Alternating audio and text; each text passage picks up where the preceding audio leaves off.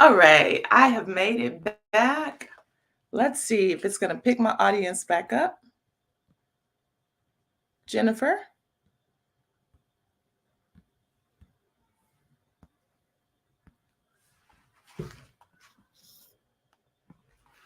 All right, I am seeing if it's picking my audience back up. I've come back in. Y'all know what? When it clicked off like that, I just simply said to say, not today.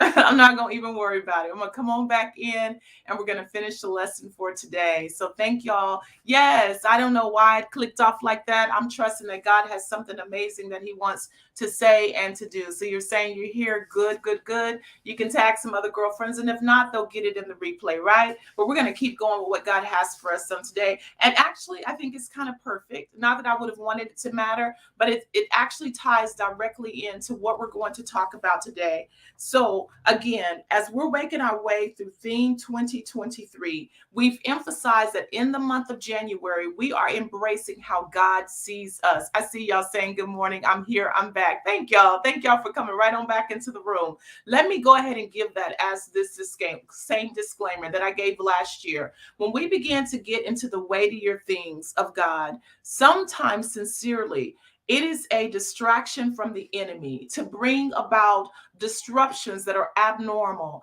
And I just want to give my commitment to you that if this happens at any time, doing the broadcast, during our regular Bible study, if y'all just hang tight and watch, I'm going to circle back. I'm going to come in. I have made up my mind that I'm not playing with him this year, right? I'm going to do what I have to do to walk in purpose. So if we're in our broadcast from 6 to 6:30 and something happens like that, and I hope that you pull that same kind of lesson even into your own life, y'all. We are mature women. There is no stopping us. Little stuff that just happens and it does what it does. And what? Y'all say, and what? We're going to keep moving towards the goal. We're going to keep moving towards who God has called us to be. So thank you all for jumping right on back in here, for tagging other Queen friends, and let's go. I see you, Antoinette, all the way from San Antonio. Appreciate you being here. So in Theme 2023, being well and whole, we've said that the first step that we're focusing on in January is to see ourselves like God sees us. We're going to see ourselves like God sees us. And so from today's scripture, you are the light of the world, a town built on a hill that cannot be hidden. Somebody say with me, God sees me as influential. God sees me as influential. You can put your hand right there on your own heart and say, God sees me as influential. And if God sees me as influential, I'm going to see me as influential. God sees me as influential, so I see me as influential. Now, here is where we're going in the book. On page 85, just going to grab a few quick nuggets from the top two paragraphs on page 85 again in this book. So here's what we have. The most important event that the Meretic, and so we're talking about the Meretic queens from Egypt. The most important event that they participated in was the kingship appointments. By participating in the process, they ensured continuity within their own lineage. Without these regal women in the forefront, the royal ceremonies for kingship were incomplete. Without these regal women, the ceremonies were incomplete. Y'all like to walk in these nuggets and lessons, even over my own life, because God sees you as influential. There are certain things that without you, that particular thing is incomplete. Kim, good to see you again today. This without the royal women, these ceremonies were incomplete. Somebody really received that, y'all. I keep working on our mindsets, on seeing ourselves like God sees us. There are certain processes, there are certain decisions, there are certain nuances, there are certain generational blessings, there are certain dreams, there are certain goals, there are certain things that are supposed to happen in your ministry, in your church, in your home, in your family, in your office space, that without you, that thing is incomplete. Why? Because God sees you as influential. Without you, there are certain generational histories of God that would not continue. Without you, there are certain things that are incomplete. Their influence was undeniable as they navigated factors to ensure that their families throughout multiple generations were situated for longevity and optimal success on the throne. These merited queens were influential in ensuring that their family members would remain seated on the throne in your family lines, in your places of business, among your friendship groups. What does your influence establish? Some of you already know when you come into the room, people use a different set of verbiage because you're the one that establishes that we're going to talk with some sense of decency, some sense of morals, some sense of values. Like, what does your influence, what does your presence, what does your voice, what is your endorsement, how does it really impact your particular world? So let's go to the next paragraph, and then I'm going to take us back to baby steps. In the ceremonial enthronement, the king was even accompanied by the female members of the family. Both his mother and wife were usually a significant part of the processional. Why is that significant? Because we're talking about a day and age in 170 BC when women were supposed to be in the shadows, but we see that these women are having great influence. The king's mother's presence played an essential role in the legitimacy of her son as king. Get that? Your voice, your endorsement, your presence can even help to indicate if something is legitimate. What does that look like? Y'all know we love to ask the question when we hear certain news, like, who said it? And based on who said it, will determine the degree to which you value it or call it significant or even believe it. That's just the truth.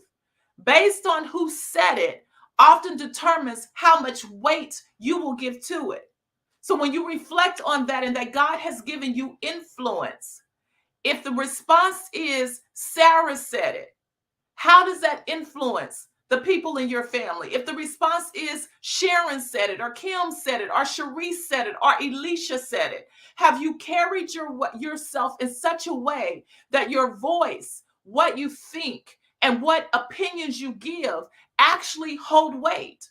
Or have you carried yourself in such a way that you go off or you speak recklessly, or sometimes you tell the truth and sometimes you don't? Sometimes you're messy and sometimes you're not, to the point that when you say something and you become irritated that people don't give a lot of value to it, but have you assessed if you've taught people that what you have to say is not as important?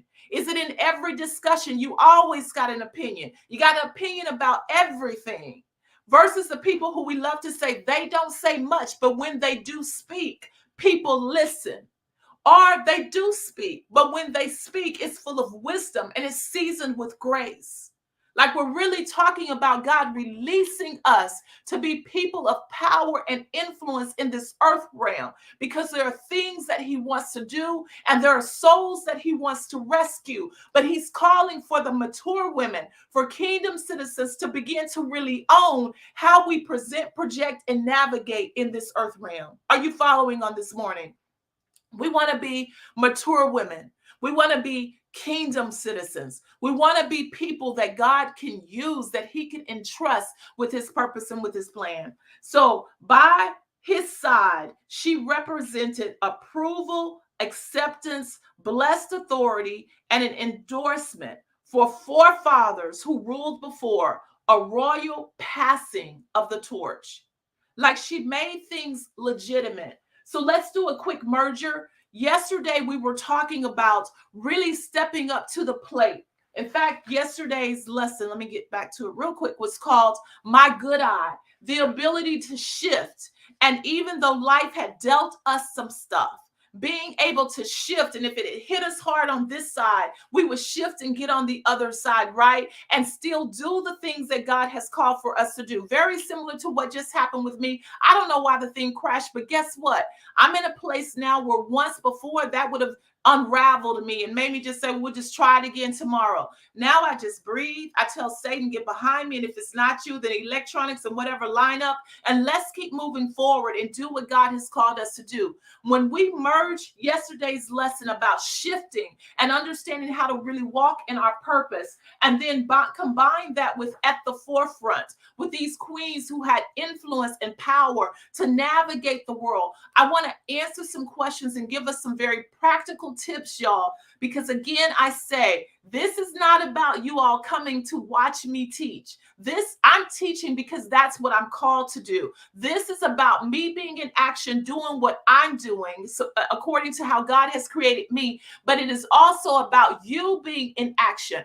I'm not a superstar. You're not a superstar. God has something for everybody to do. God has put greatness and gifts and skill sets and callings and anointings on each of us. It requires for us to pull down a lot of cultural practices and ideologies where oftentimes we rally around just a couple of folks who appear to be doing the work. And we really step into this idea that God has created each of us for purpose and he finds it valuable. So God, yes, sees Gina as influential, but he sees Sharice, he sees Sarah, he sees Arlinda, he sees Crystal, he sees Jennifer, he sees Kimberly, he sees Michelle. I hope you're getting it. He sees Deborah. He sees all of us as influential. Each of us will have to stand before him on that day and hear him say, well done, thy good and faithful servant. So we should all be in action, doing our parts to bring about his kingdom in this earth realm. So here's how we do that. I started by sharing my little quick picture, my little cute picture of my baby girl, my niece there, and showed you her shoes. Here's a first thing, and y'all who are taking the notes, let's get it so that we can make this manageable. I said baby steps, baby steps. Okay, I'm trying to do this so you can remember it. Baby steps. Why do I say that? Because one of the feedback questions or observations that I got from yesterday is that oftentimes people really do want to be who God's called them to be. They really want to step into it, but the big picture can feel very overwhelming and they don't know what to do next. I say baby steps. I say start where you are. Many of you would remember if you were here in April of 2020, even this community started as a baby step, y'all. My friend Sarah, my friend Charlotte we kept chatting it out about Bible studies. And she was like, let's just start one. Anybody was there in that time? We literally were trying to do a 4-week study on the book of Ruth. If you were in the audience in that time, you can go ahead and say, honey, I was there. I was a part of the inaugural group. Baby, we were getting up during COVID on Saturday mornings, starting a Bible study, to just study Ruth for 4 weeks, thinking that COVID was going to come in and be gone. And I see you, Sharice. I see some of you say, hoo-hoo, honey, we was up. What were y'all? We were up. And it just grew. There were about 30 women, and then there were about 40 women. And by the 4th week, we were like at about 200 women coming together to study Ruth. And that's all that was supposed to be. And here we are in April. We will be 3 years later. Now, somebody can say, okay, now I don't know how to get a community started. Well, what I'm telling you is it was baby steps. I didn't start a community. I started a 4-week Bible study. It grew into a community. And many of you know, you've seen the transitions. You were there when we used to just meet once a week at night. And you were there, of course, when we would meet once a week in the mornings. And honey, y'all stayed patient while I worked and learned about lighting and creating backdrops and all of those things. Baby steps. So don't stand and look at the end product or the evolved product of somebody else's work and disqualify your work because it's not at that level. Honey, you got to see the whole process and just understand that oftentimes stepping into what God has recalled you to do, you got to take the baby step. Everybody hear me and say out loud with your mouth, like literally speak it. A baby step is better than no step. Because, honey, you're going to be held accountable for your no step. A baby step is better than no step because you are going to be held accountable for your no step. Now, I didn't see in 2020 at the Ruth Bible study that it would eventually become a community where women gather every day for bits of encouragement, whether they're watching us live or watching the replay or reading a post or putting in prayer, whatever it looks like. I didn't see that. All I knew is with the urging of a dear sorrow friend mentor and an inkling in my soul and a full awareness that I've long been called to teach, I had to just step into that immediate assignment and then allow it to grow. And I keep telling y'all, I'm too global to be local, and I'm going to be on larger platforms, but I had to start at the study of Ruth. Everybody hear me? Baby steps. So you, as I'm sharing, you process, how do I just start my baby step? Now, here we go. I'm going to give you a couple of B's so you can remember them. Beginnings. Many of us don't step forward into our beginning because we're looking at somebody else's ending. Beginnings. You just have to begin. Beginnings. So we've had baby steps. Now we're at beginnings. I want you to give yourself grace to begin. You don't have to see the full picture. You don't have to know what the end will look like. But what you do have to do is give yourself grace to begin. Stop comparing your beginning to somebody else's ending. And because you see the disparity or you see how much further ahead they are or how much they've accomplished, you don't even start. You got to start. You have to start. I have on my run jacket this morning trying to convince myself that I'm going to go ahead and run. And my good running buddy, Lori, just finished the half marathon on this past Sunday. We ran them 13 miles straight. But Lori, if she's here on this morning, would say with me, beginnings. There were moments in the training process when Lori and I would go out, honey, and all we did was 3 miles. People can stand at the finish line and say, woo, I don't see how she ran them 13 miles. I don't see how she did that. You know how she did that? By first running 1 mile and then learning to run 2 miles and then running a little bit further and running 3 miles. You can't get at the finish line of somebody else's journey and disqualify yourself from getting at the start line of your journey. You have to step into your own beginning and do the work. She and I got out evenings after evenings after evenings, and then she kept going. She kept running, right? So we can't get at her finish line with the medals and use that as a reason, as an excuse to not get at our start line and begin. Beginnings. All right, so I'm giving you these so you can remember. Bargaining. There comes a time when we stop bargaining and we just surrender. I think about Jonah. Jonah just really did not want to do the assignment that is on his life. Let me make an announcement to you. Let me help you understand. Bargaining is our next word. Let me help you understand. You do not always have to like what God has called you to do. You do not always have to like every part of the process of what God has called you to do. There comes a time, though, mature women and kingdom citizens, when you really do say, my ways are not his ways, nor his thoughts my thoughts. So I don't have the complete understanding of what God is up to in my life, why he allowed me to survive this struggle, why he's given me this particular assignment, but I am no longer bargaining with God. I am surrendering to God. There comes a point in your life when you just stop bargaining, when you look back over God's track record with you and you go ahead and step into maturity and into truth, and you acknowledge, even in the points when I wanted to go another way, if I am honest, when I look back at his track record, his way really is the better way. When he said no, when I wanted a yes, when I got on the other side of that thing, I was so glad God said no. I was so glad God did not allow me to walk through that door. It's when we fully become mature women and kingdom citizens that we acknowledge, I done tried to do some stuff my own way, but the truth is I done messed some stuff up. I done jacked some stuff up. So I'm at a place in my life where I ain't gotta like it. It's a yes. I don't have to enjoy it. I surrender. I don't have to get to give my voice to him.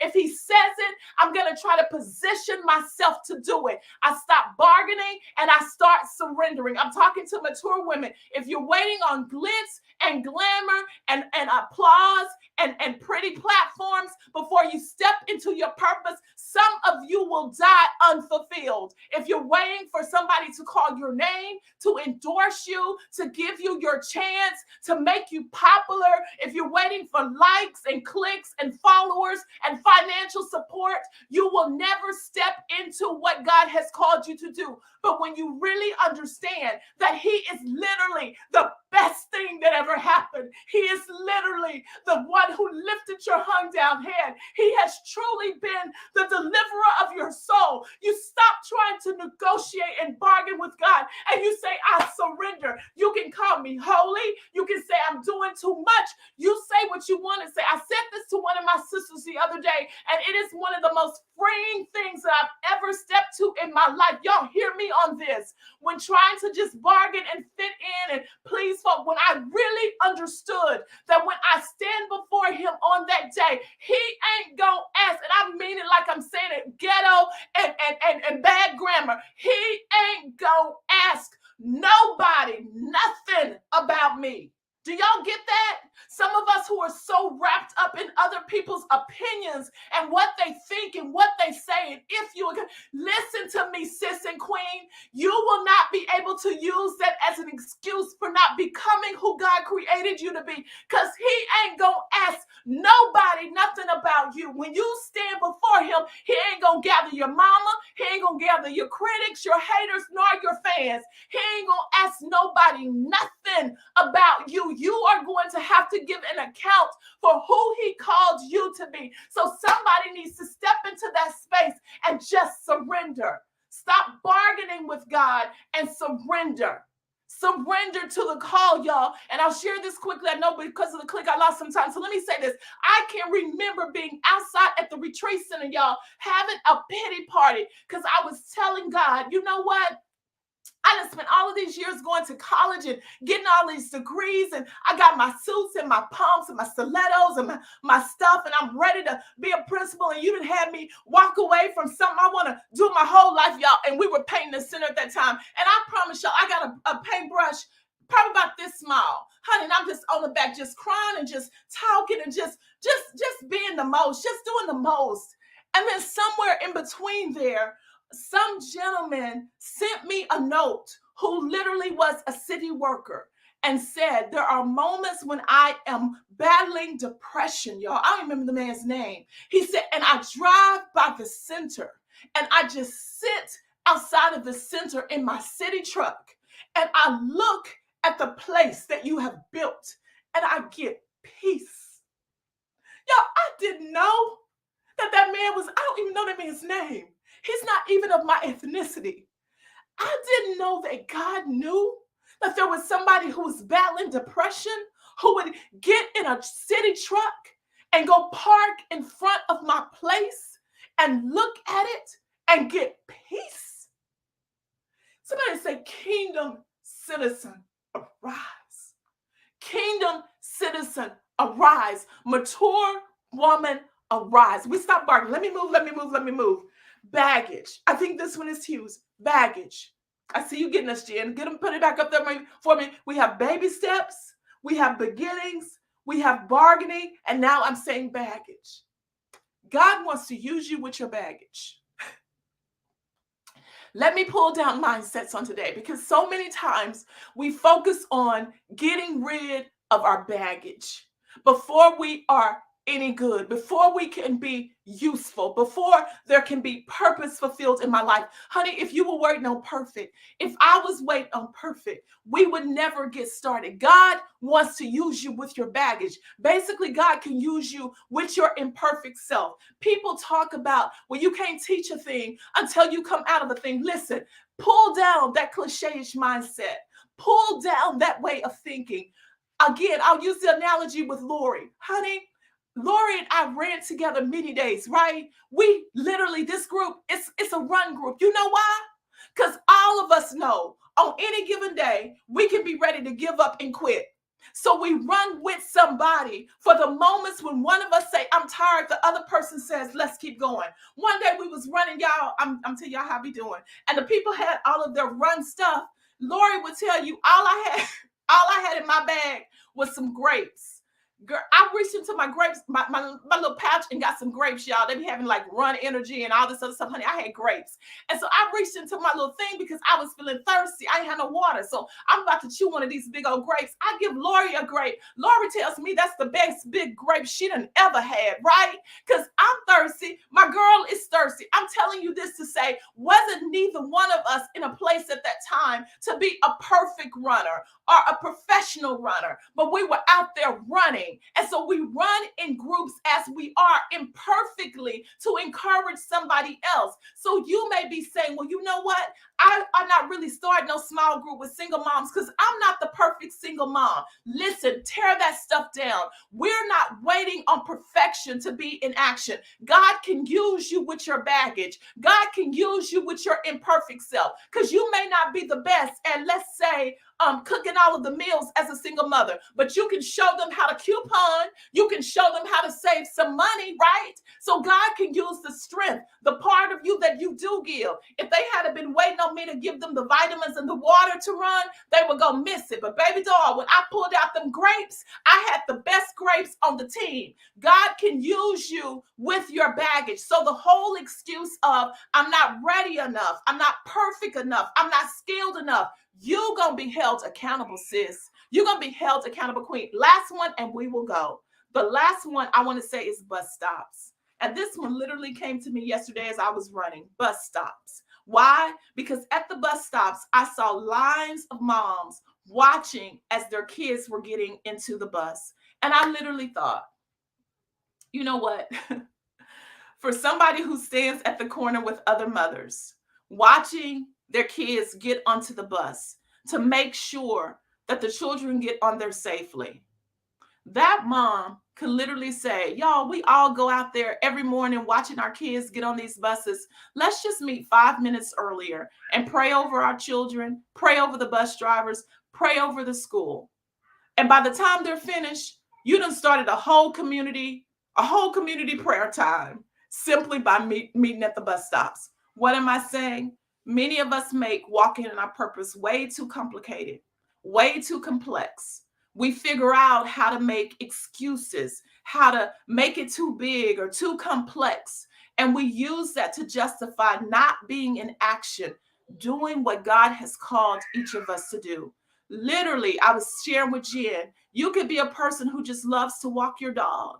And you invite somebody else to come walk dogs. And honey, before you know it, the dog walk done become a prayer walk, where folk who just love to walk their pets in the morning are together, walking the dogs and praying over the community.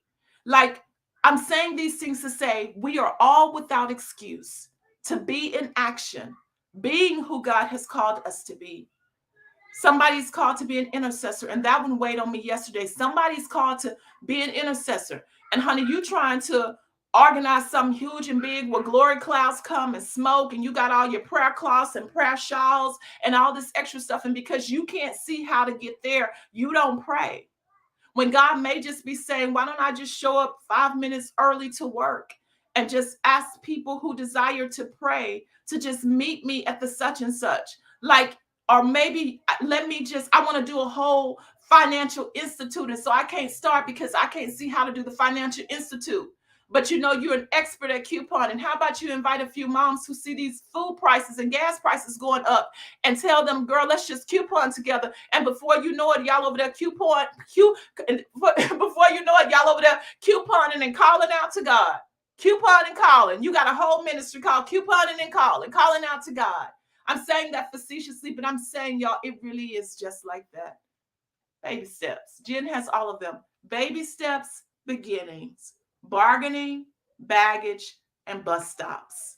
I hope that somewhere between one of those steps, you get it. Y'all hold 1 second because I hear my niece. I'm going to bring Charlie Nicole in here so y'all can see the one whose shoes you was wearing. Give me 1 second. I locked out the house. I locked out the house. Yeah, I didn't want to interrupt. Oh, no problem. It's right here. Charlie, they waiting to see you. Hey, Char. Okay, y'all. This is Charlie Pooh. She's getting ready to go to school this morning, but she's the perfect ending to our lesson. Charlie, you want to tell him hi? Y'all see him and tell him hi? Baby steps. She's probably gonna start fussing over these shoes. Baby steps, y'all. You see his shoes? And tell ladies bye bye. Say bye bye. So as y'all do, as y'all move forward on today, y'all literally, she's getting ready to go to school. She's waving at y'all. As y'all move forward on today, y'all literally, God has greatness on the inside of each of us. Let's each be busy doing what He's called us to do. Let's each be busy doing what He's called us to do. I love that y'all support, applaud, appreciate, acknowledge all of that when it comes to me. But I'm intentional about telling you, God is not a respecter of persons. I'm not a wonder or a superstar. He laid His hand on this country girl from Somerville. My town got about 1,500 people. He's laid His hand on you too. He has something for you to do. Let's all just step into it, really believing that we are kingdom citizens and mature women. And He has put greatness on the inside of us. I love y'all. I'll see y'all right back here in the morning. As always, I honor the greatness that's on the inside of you. And I'm going to let her go. Tell them bye-bye. Say bye-bye. And tell them bye-bye. She was looking at y'all. All right. See y'all in the morning. Bye-bye.